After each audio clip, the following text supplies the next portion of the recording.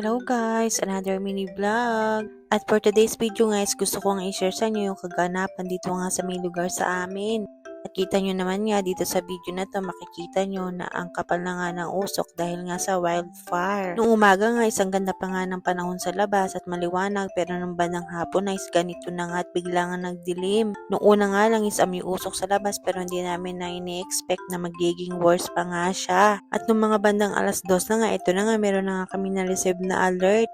At meron na nga mga lugar dito sa Port Mac na pinag-i-evacuate na nga ng mga around 4 PM. Kailangan nakalabas na sila ng Port Mac. Kaya naman dali-dali nga at kinuha ko na nga itong mga damit namin. Ito pang mga damit na to yung nasa labahan nga at kinuha ko na nga. Hindi ko pa nga yan mga natitiklop. Inagapan ko na rin agad ang pag-aayos dahil nga 3 bata yung aayusin kong gamit. Inuna ko nga ayusin dyan yung kay Aiden at saka nga itong kay Ate Luis.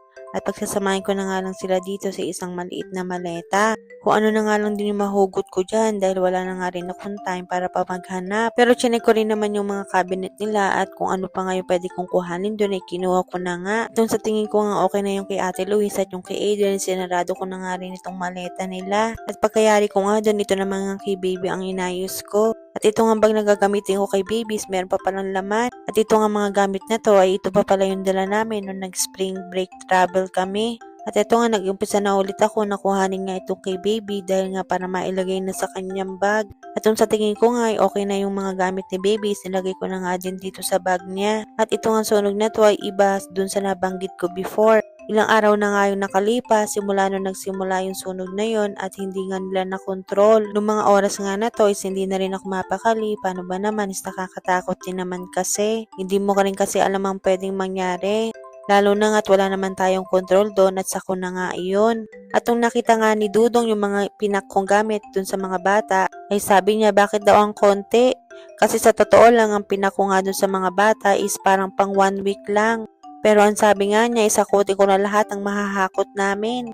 Dahil nga hindi mo masabi kung makakabalik pa kami dito o hindi na. Kaya naman eto nga, nagsimula nga ulit ako dito sa kanilang mga cabinet para nga kunin lahat ng mga damit nila or yung mga bago pa nilang biling damit.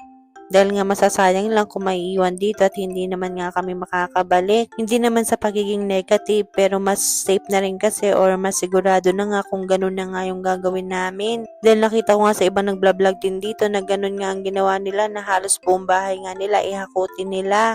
Kaya naman lahat ng mapapagkasya ko nga dun sa mga maleta namin at sa bag namin is pinagkasya ko talaga.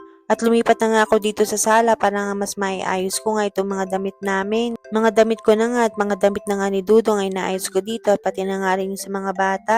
Yun talaga yung mahirap at matagal ayusin yung damit ng mga bata. At ito nga sa mga oras na to is nag-aantay na lang din kami kung kami nga i-evacuate.